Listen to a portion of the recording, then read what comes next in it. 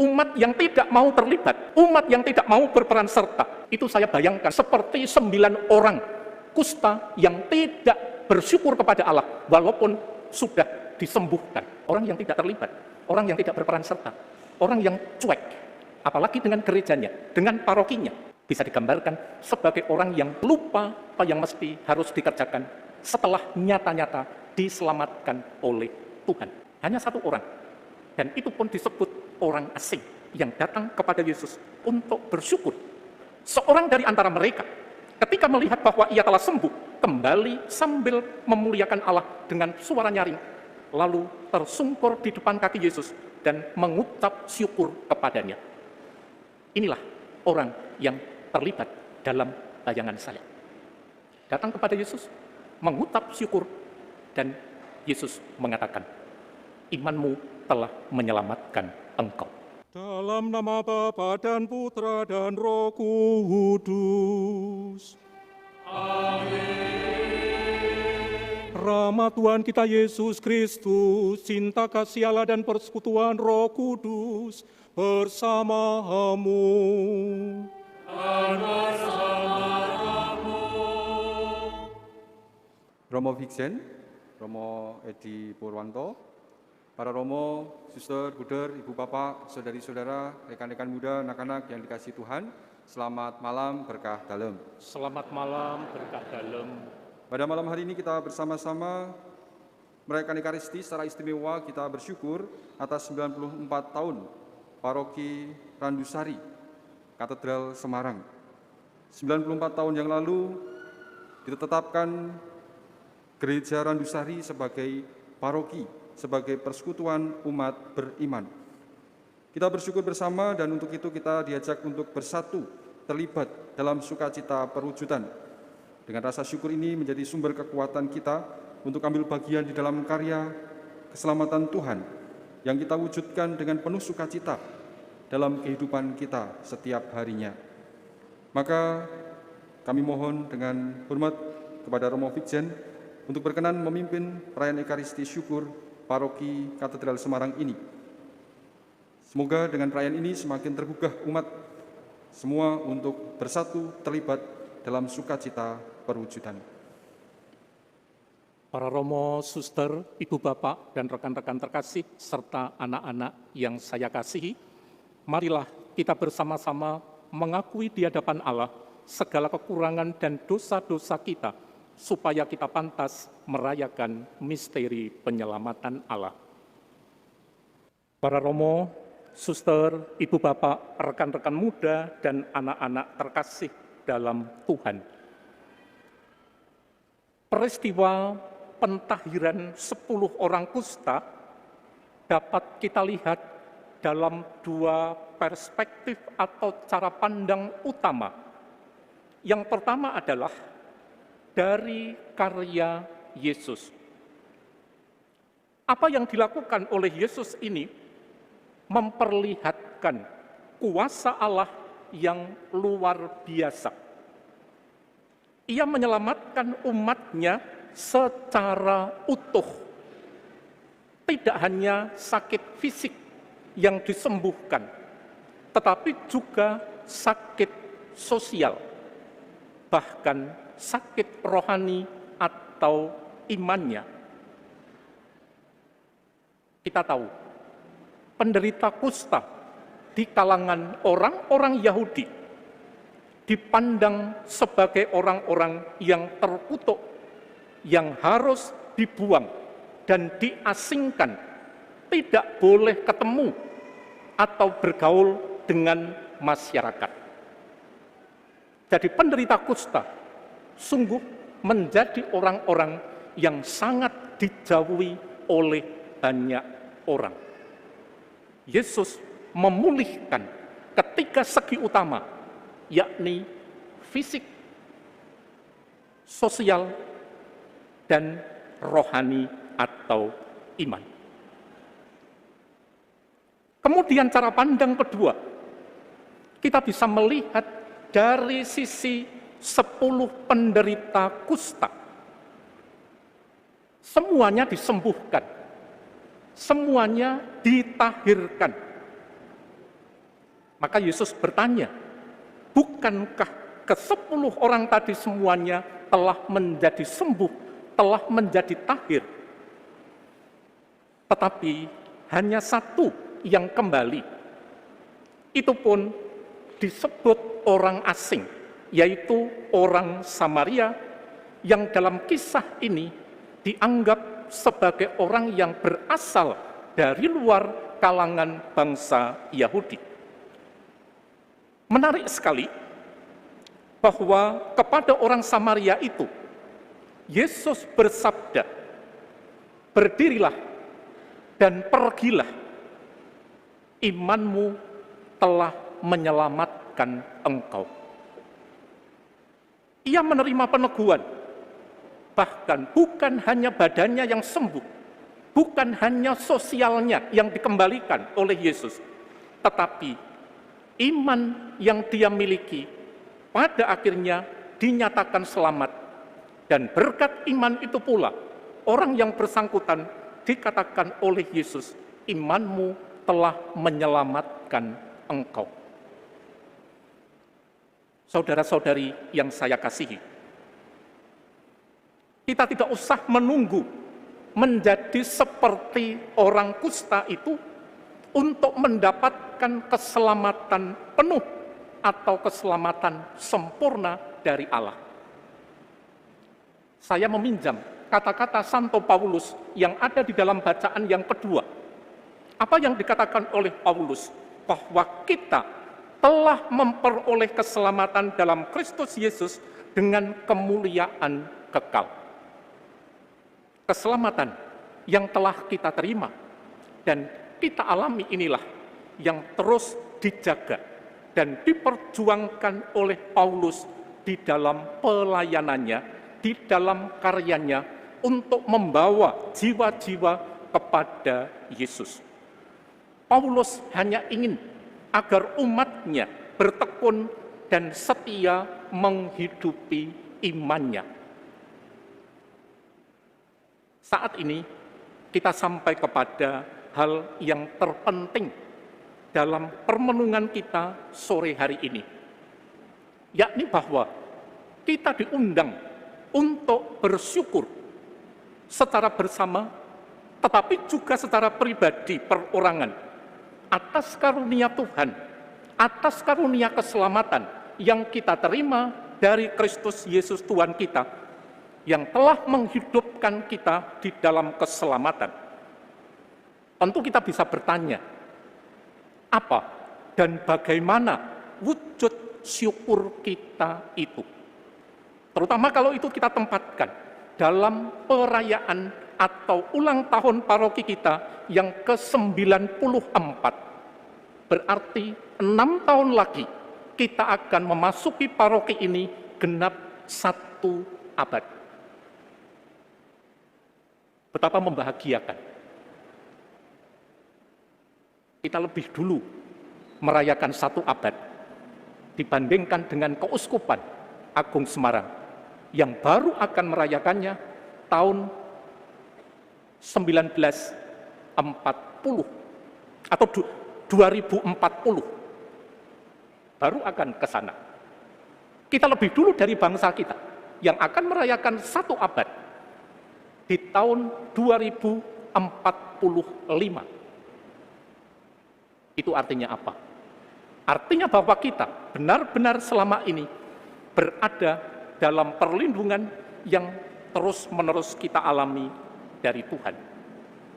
Wujud syukurnya apa? Dan jawabnya ada pada tema perayaan 94 paroki ini dalam 2 kata pertama. Bersatu, terlibat. Kira-kira kita bisa memberi makna apa terhadap 2 kata ini? Bersatu, terlibat. Kata yang pertama, bersatu, artinya tetap hidup dalam persekutuan atau komunio. Sederhananya, ora dhewe lan ora dheweki. Tidak menyendiri dan juga tidak sendiri. Itulah persekutuan. Orang ngadoh artinya tidak menjauh. Dan syukur itu artinya juga ora nuruti karpe dewi. Tidak mengikuti selera dan kehendak pribadi saja. Dan kalau mau lebih konkret, berarti bersyukur bersatu artinya nyedulur lan guyupi, menyaudara. Itu kata pertama. Kata kedua, terlibat. Apa yang dikehendaki? Yakni berpartisipasi, berperan serta. Dan dalam konteks sinode kita, itulah kata kedua, partisipasio. Dengan kesadaran, paroki ini adalah milik kita bersama. Paroki ini adalah untuk kita semua. Maka siapapun yang merasa menjadi warga paroki katedral ini, mari kita ambil bagian dalam gerak bersama.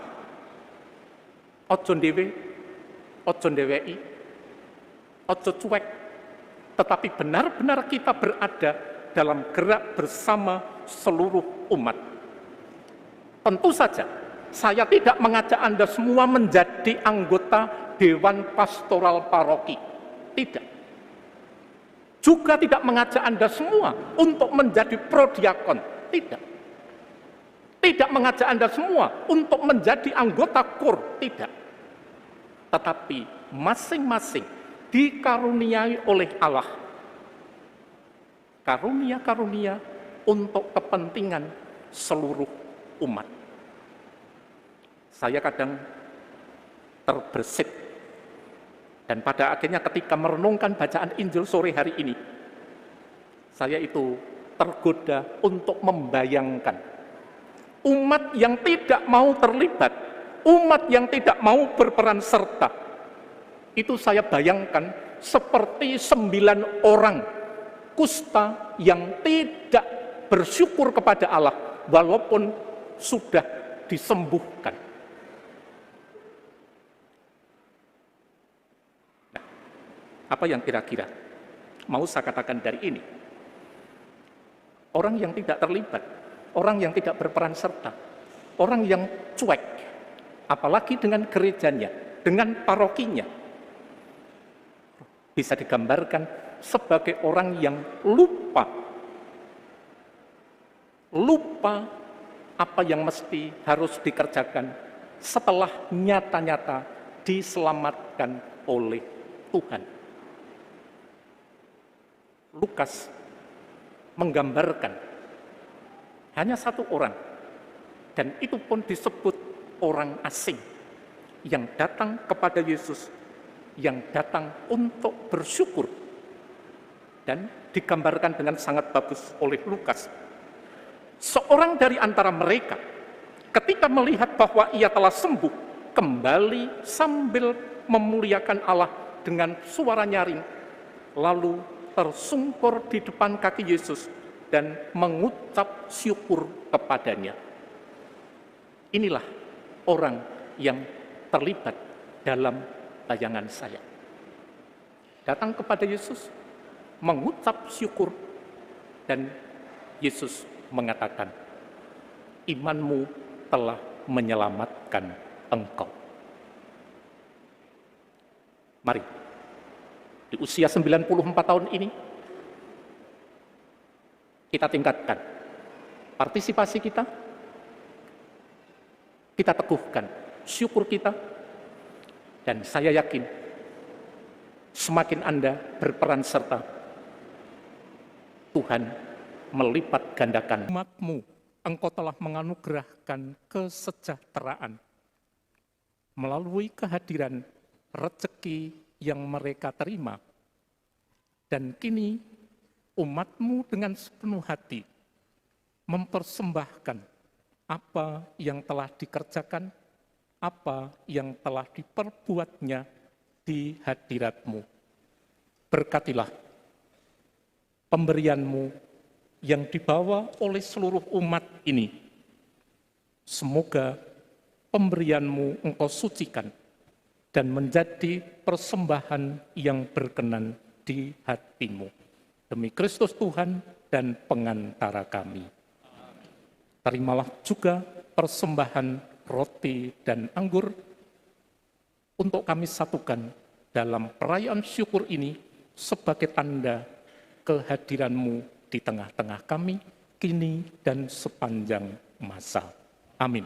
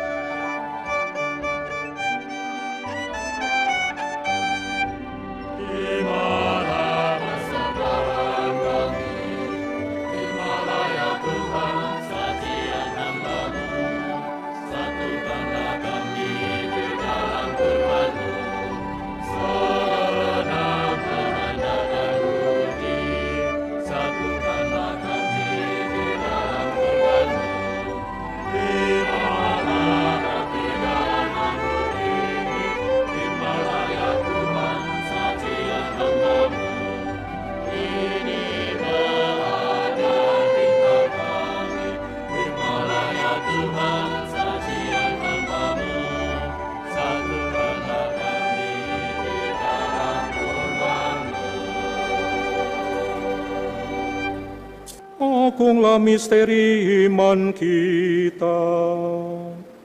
Penyelamat dunia, selamatkanlah kami, karena melalui salib dan kebangkitan-Mu, Engkau telah membebaskan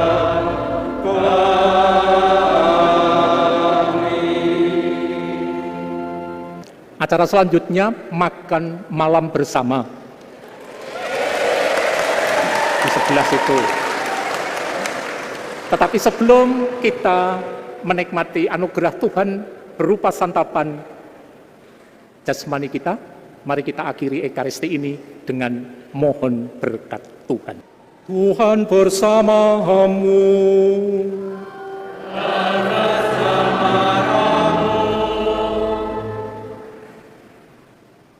Diberkatilah saudara dan saudariku oleh Allah yang Maha Kuasa, Bapa dan Putera dan Roh Kudus. Amin. Saudara-saudari, dengan demikian perayaan Ekaristi sudah selesai. Syukur kepada Allah. Mari kita bergembira bersama. Amin.